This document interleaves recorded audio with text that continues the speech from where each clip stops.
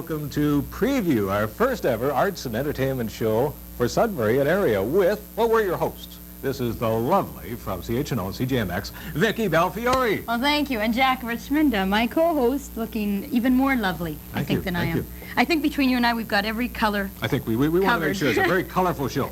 Yes, exactly. This is our first edition of Preview, and hopefully one of many. As long as Jack does a good job tonight. And don't forget, we're live every Thursday evening, but...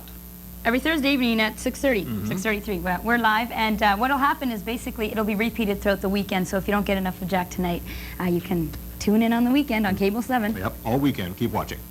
Now, we will, in just a very few moments, have our first ever interview here on the show with Cam Haines from the incredibly successful Cinefest. Now, I'm going over to the set with Cam right now, and you can tell the folks what else is happening on the show. You go do that. I'm going. Bye, Jack. We've got all kinds of things happening in the next half hour. We want to fill it with a lot of information, a lot of interesting things. For instance, we've got Ron Nielsen and his family. There'll be our entertainment later on this half hour. As well, Terry Fielding from the Sudbury Star will be joining us. He's going to give us his impressions of Cinefest, a review on all that. Perry Lynn will be with us, and she'll give you all the upcoming events of the Sudbury Arts Council, everything they're involved with. And Monique Bemister. She's into jewelry painting. She makes earrings, clothing. I had a quick opportunity to talk to her, and she's fascinating. And right now, though, we're going to go to Jack Richmond, who will be speaking to Cam Haines from Cinefest. Cam, welcome to the show. Thank you very much. Hey, I'm honored. Yeah, Very first show. guest. And look at what we did for you with the set. This is fantastic. They all look like they're from my office. My office is barren now. As a matter of fact, when we were setting up the show, I went into Cam's office, and I came away with all these posters, and Cam, as you saw me leaving, you said, wait, what are you doing? I get them back, right? So you are getting them back. Oh, that's good to hear. You like your job? I won't. Well, sometimes. Right now, look at it. You get a chance to look at all these movies, right? You get a chance to host 20,000 people here in Sudbury. I mean, you must be a happy man.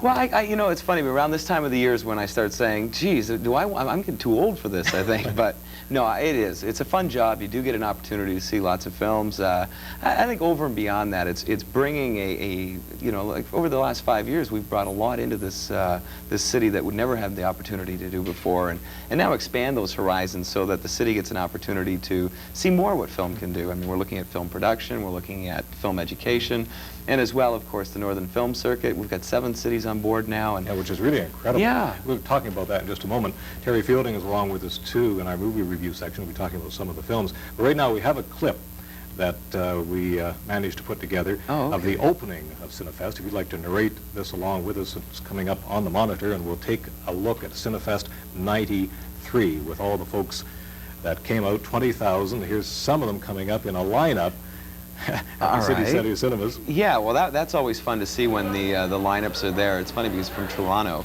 this is probably the Grand Theater, but from Toronto, a lot of the people came down, couldn't believe the number of people that were in the lines constantly. This is one of the first shows. Le Secteur Étoile was the opening film of Cinefest, which was pretty challenging, but people loved it. They walked away from watching the challenging material. There's Marvin at the City Center. We went upstairs and took a look at what goes on behind the scenes, and some of the cans, of course, and I believe they call them cans. Yeah, that's exactly. Those are the cans that come in. We have about 100 films come in. In all, there's probably 200 to 300 cans, and they get shipped in from all over the world. This is the biggest headache that we have every year, is we lose some, we find them on time. Ilongo Silence, of course, didn't make it this year. There's some of the 16mm films we saw. Yeah. The 16mm projector, now that was new this year. Yeah, and actually the projector, we had some problems with it. Broke down on us Friday night, but we managed to fly in from Montreal a new belt from it by Saturday morning, get it back on the grind again. But I was warned in advance about 16mm. I was told it's nothing but headaches to run, and needless to say, we lose a projector this year. That's a 35mm. Yeah, those are the biggies. Yeah. Here we take a look. Running out of 2 or 3. Let's hope it's a decent film. Well, good. Here we are at the Grand, of course, where the galas were held. The galas this year, the largest attendances we've ever had, I think that maybe that's ever been had for a film in Sudbury. We had about 1,000 to 1,100 people a night at the Grand Theater for the Thursday, Friday, Saturday films. Here you are. My God, get him off. No, Does he look good or what? But look at this audience here at the Grand Theater every night, packed right to the front row. Yeah, that was really surprising. We physically ran out of tickets that night. That's Gabriella Martinelli, the producer of M. Butterfly. who I'd met in Toronto, and we were looking at getting David Cronenberg to come as well. Gabriella said she'd come on David's behalf. Met Jeremy Irons this year as well. He's kind of an amazing guy. And I'm trying to see what film this is. All right, we're in M. Butterfly. And as Paul Breton said, these are probably the most amazing credits that have ever been shown on a film. I mean, they were just beautiful that way. So that's it. Yeah, I'd never seen that footage. Cinefest 93. Yeah. And now, of course, we're looking ahead to 94, but I want to talk about the Northern Ontario Film Circuit, some of the shows that you're going to be bringing. We'll have you back or a member of your staff each time you have a show coming here to Sudbury. Looking ahead, what Quickly, is though, happening? in November, I think about the 10th here in Sudbury, we're running the new Woody Allen Manhattan Murder Mystery. December, we're looking at Much Ado About Nothing. We're in negotiations right now. I can't go any much further than that, but there is a good possibility of be running a lot of material through Sudbury, just to give everyone a chance to see everything that's out there as much and often as possible. There's been a certain amount of controversy surrounding films that are shown, but is this healthy? I think so. I think if there's no controversy about the film's probably worthless. Too often we go to the theaters and are not challenged. We walk away, we weren't entertained, we weren't challenged, and what do we do with our $8? I think the thing about Cinefest, what it's done is given us an opportunity to see films that we would never have had an opportunity to see, but it's challenging. They're films that can challenge you on many levels, emotionally, of course, maybe with a sexual nature, a violent nature, or whatever. I mean, they're not made to shock you. They're made to challenge you so that you walk away maybe changing your ideals a little bit, hopefully. And I think that overall with Cinefest, it's trying to do that. It's trying to take the best in the world, what's out there today, and show it. I don't feel my job is to tell people what to see. I think my job is to give them the opportunity to see. I think that's what Cinefest has really done and had the opportunity. So you like your job? And yes, you do. We're really happy to have you here as our first guest, and you will be back many times, we hope, as preview features films from Cinefest and the Northern Ontario Film Circuit. And maybe we'll keep a few of your posters, too. I knew you'd do that. Thanks, Jack. Right now we're going to tell you about some of the new acts, and some of the old acts that are in and around town. Coming up at the Falcon Hotel, a great group called Lickety Split. Also at the International Hotel on Kathleen Street, one of my favorite spots in the Donovan. Naughty Naughty. Could be the name of a movie, yeah. And at the Townhouse Tavern, there's the Hopping Penguins. And at Buddy's Restaurant and Country Bar out in the Valley, Posum. And there's always comedy at Zapp's Restaurant, now appearing. And we'll be featuring, courtesy of Northern Life, a rundown of activities at clubs in and around the area here on Preview. And we also have entertainment on Preview as well, too. And we're going to be featuring right now one of Cable 7's favorite sons. I don't know if I should call him a son. Ron Nielsen's perhaps past that point, but we love Ron like a brother. He has a family of 3, and we'll be seeing them in just a moment. But he has a benefit coming up here in town for a charity. We'll let you in on that in just a very few minutes' time. That will be next Thursday. But right now we're going to take a look at Ron. This is from the Tommy Hunter Show a few years back on CBC, a little comedy routine with Ron Nielsen. Take it away, Ron.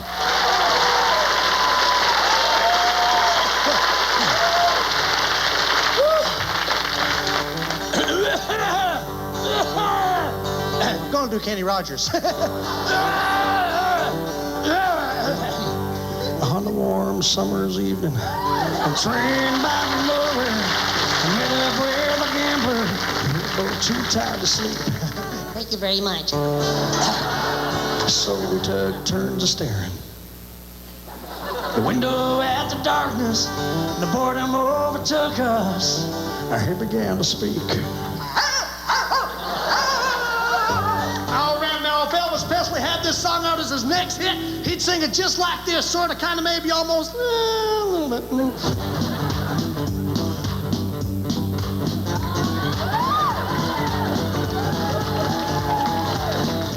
You gotta know where the home, I know where the phone, I know where the wall, I know when to run. I never touch him on the when you settle at the table. Time on the lookout. How will they know? All right. Christian brother, Mr. Johnny Cash.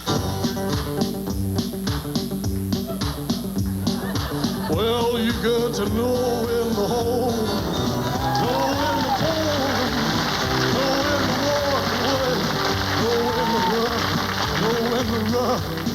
do that. Throws me off. Nowhere to run. You never count your money at the Canada Trust Bank. Time enough for count when the dealing's done. All right. Last but not least, Mr. Louis Armstrong.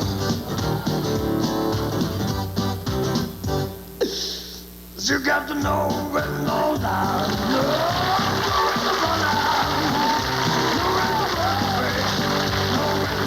You never got your money. Should another devil honey. Time enough forgotten. When that deal is done, you're gonna boom, yeah.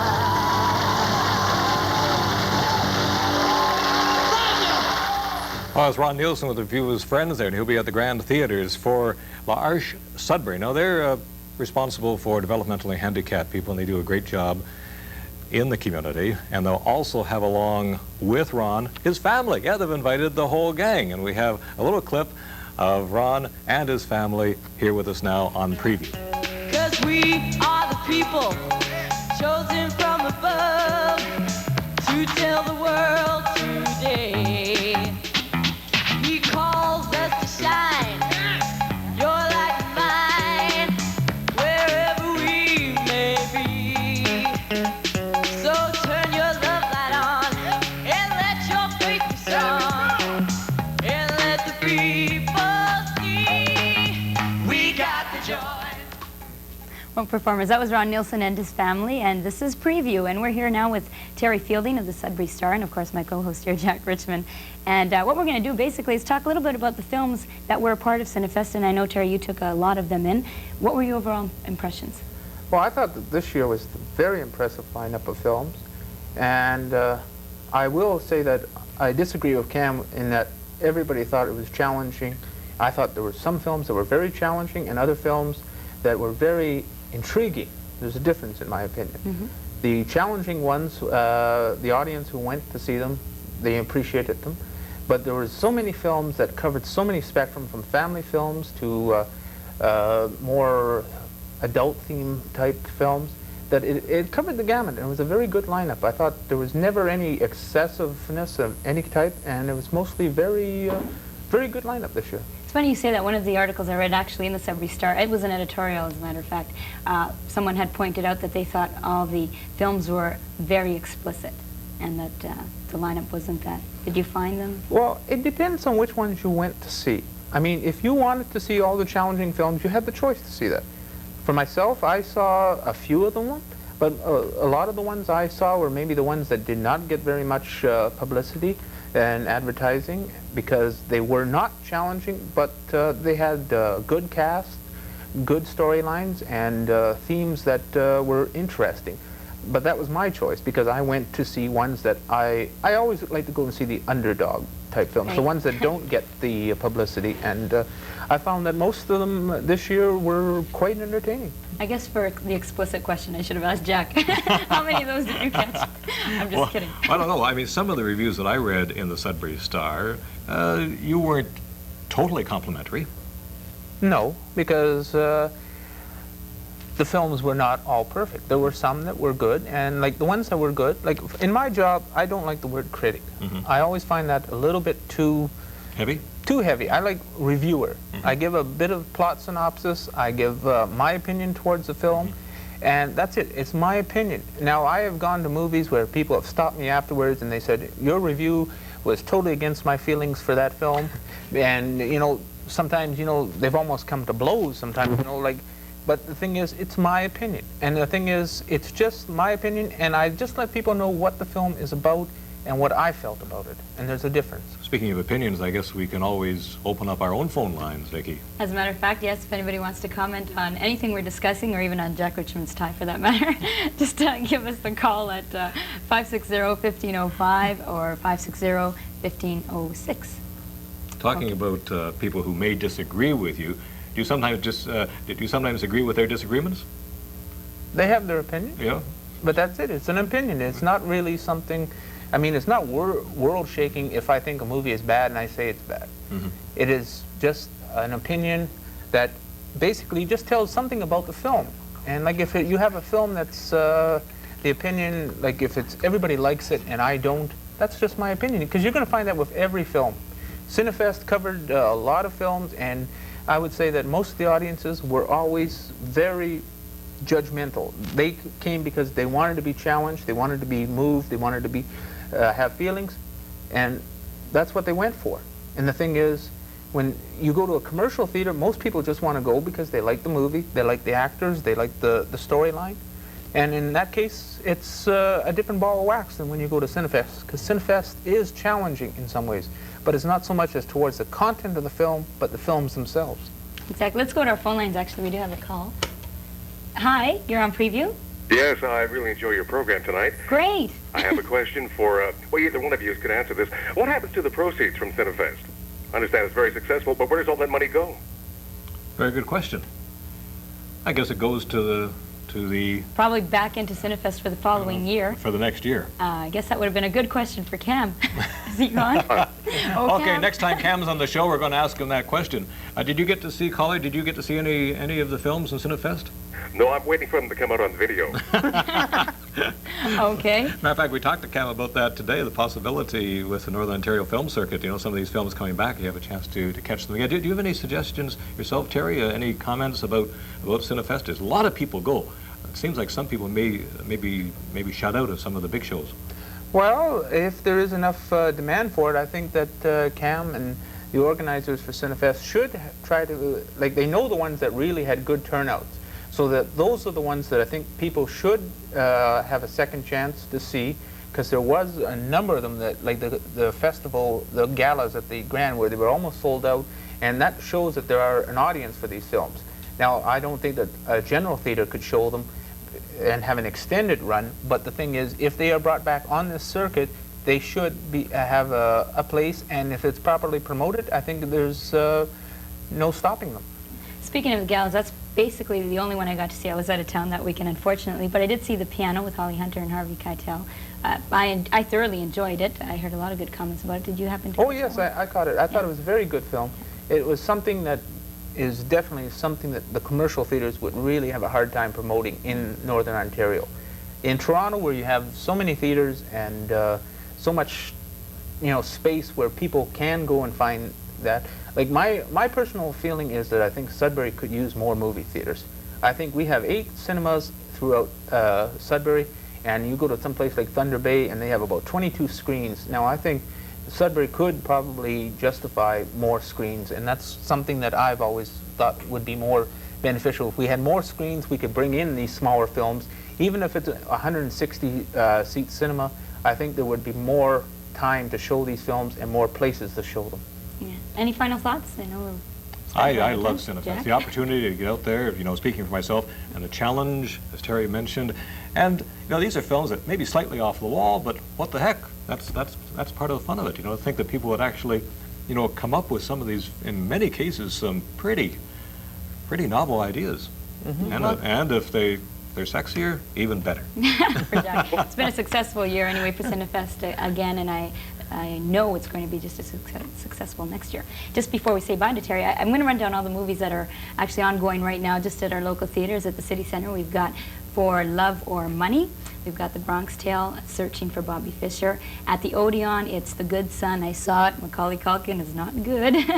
And Elijah Woods is in that one as well. I think he takes over now, that cute little boy character. But anyway, Malice as well at the Odeon. Supermall, we have Undercover Blues. We got The Program, The Fugitive, which has been playing now for quite a while. Cool Running. And starting Friday, at the Supermall, we get Mr. Jones, which stars Richard Gere. Yeah, Richard Gere. Yeah. Bronx Tale I love, by the way. Did you? Did you see it? Oh yeah, very fine. I like it. De Niro directed it, and it's his first directorial film, and it's excellent. The language is a little strong in places, but it's a gangster-type movie. Well, thank you very much, Terry Fielding from the Sudbury Star, and Jack Richmond. Again, always a pleasure. And right now we're going to go to Perry Lynn, and she's going to give you a rundown of all the events that the Sudbury Arts Council is involved with. Thank you. Tonight we have a number of activities occurring. Firstly, we have workshops with Yvonne Morrisseau being held at the Grand Theatre. She's going to teach individuals how to make native crafts and hide moccasins. In addition, there is a new event at the Desmarais Library at Laurentian University. It's a book exhibit called Books Across the Ages. At the LUMAC, or the Laurentian University Museum and Art Center, there's a gala opening this evening from 7 to 9 p.m. featuring visiting artist Adam Berg. And finally, an event that will not come up on the screen, but is very exciting for all of us in Sudbury involved in the arts, is the reopening of La Galerie de Nouvelle Ontario. They'll be featuring local artist Heather Top this evening from 7 to 9 at 20 St. Anne Road. On Saturday, we have the Sudbury Art Club presenting a one-day watercolor workshop with Monica Swan for absolute beginners. On Sunday, it is the Opera Guild meeting being held at Cambrian College at 2 p.m. Monday is Thanksgiving, and all our office will be closed, as will many offices around the region. On Thursday, October 14th, it is again the Sudbury Art Club. They have their regular meeting at the Grand Theatre at 7 p.m. in room 222. On Friday, the exhibit at Art Effects by Conrad Bobby Watch, a local artist, will be ending, so please catch that ahead of time. For artists involved in dance, travel, and media arts, the deadline for the Canada Council grant is on Friday, October 15th. And finally, on Saturday, the Sudbury Symphony presents dual bassoons, Simpson and Préfontaine, at the Fraser Auditorium. Finally, I'd just like to mention that Helmy Kirky's stained glass exhibit will be continuing throughout the month at the Addict at 251 John Street. Finally, now I'd like to pass the floor back to Jack, who is with our local artist, Monique Bemister. Monique. Hi. Gee, you're our very first artist. I know, I'm here. honored. Yeah, and last year we had members in profile from the Sudbury Arts Council. And as a matter of fact, it was from that particular series we got the idea for this show, because we had the opportunity to talk to many, many fine artists and artisans here in the Sudbury area. We have a lot of very talented people. We do, yeah. And you're one of them, and we're very happy to have coming along. you with us. And we're going to be talking with Monique about some of the clothes that she's wearing, her earrings, and a brooch we have here. As a matter of fact, we may have Vicky Belfiore come over and model this, perhaps. But you are an artist that deals primarily in what could be called jewelry and jewelry effects. Yes, well, I started out in jewelry actually about 3 years ago. And that's how I started. It's just something I kind of fell into by accident. It's worked out really well. How did it happen? What do you mean by accident? I just took a class in the medium which I work now, which is the friendly plastic, but I work with a lot of crystals and pearls and beads and different other things. What did you say about plastics? Friendly plastic? Yeah, I know. Friendly yeah, plastic. It's not always that friendly, most people tell me. But is that a trade name? Yeah, that's the trade name for it. And then I eventually got into the paint work, and like what I'm wearing and things. It's all freehand that I do. I don't usually draw. I usually paint. And I get a lot of people who come and say, I want this colors and that colors, and it's great. Can you tell a little bit about the friendly plastic first? Yeah, is this an example of yeah, this is an example. Plastic? It's actually a hard plastic, and it's coated with the colors as you see them. And I melt it and I mold it, and then it hardens again. So it's a matter, it takes a little bit of a knack, and after 3 years, it still takes a practice almost every day, which I do. And it's nice because I can always have somebody come in and bring me their clothing, and I can accessorize it for them in the colors and the size that they want. Could you explain it once again? What is the basic material then? It's a plastic, and it's hard, as you see, and it's colored. It comes with the colors as you see them. Okay. So some of them come plain, some of them come with a mixture of colors, so I can match them to clothing. And then you put it together. Yeah, I heat it, and I mold the pieces. I cut it and I mold it, and then I make sure that I glue it so it all stays together. Do you do this in private or in public, this molding and that sort of thing? I do it in my home. Right. I do it on a steady basis in my home. Yes. But it's nice because I can do a lot of custom work, and it's nice that people can come and have it done without having to go and search for it. If people wanted to learn to do this themselves, how would they go about it?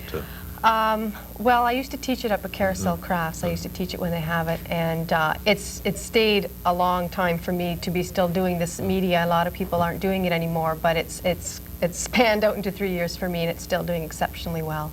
So thanks to all the people in Sudbury and everywhere else that I've done work for, they really helped me along. So it is unique. Yes, I do a lot of unique work, which is nice. It's very easy for me to do it, not for most people, but I find it's very natural for me. Let's take a look at your ears for a moment, if you don't mind us looking at these earrings, which are absolutely fantastic. Now, they're somewhat the same. Yes, I made them as a matching set. Yeah. Yes, and they have Austrian crystal, the pink and blue Austrian crystal. So it makes a big difference when you work with a nice stone like crystals and pearls, like I say. You see them flashing they here. Shine, yeah, they shine. Wonderful. Okay, now from that, now this is a lot of your work right now is with the friendly plastic. And I do a little bit of leathers and suedes and things like that too. Now with the work here on your sleeve. On my sleeve, yes.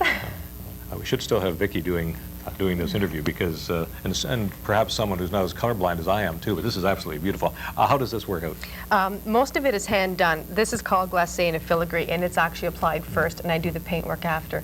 But a lot of my work is also just strictly hand painted work.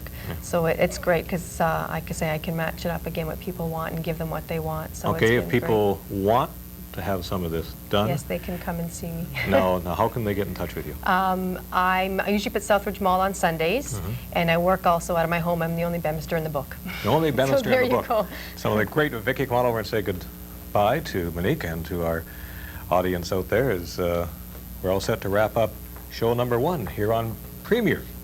Every Thursday evening, 6:30? 6:30 live, and then repeated over the weekend at least 3 times. Great. From what I'm told. We'll be back next week with more for you here next Thursday evening. And, of course, don't forget, the arts are alive in Sudbury with great entertainment. Thanks very much to our guests and our whole crew here at Cable 7 for our first show of Premier. See you next week.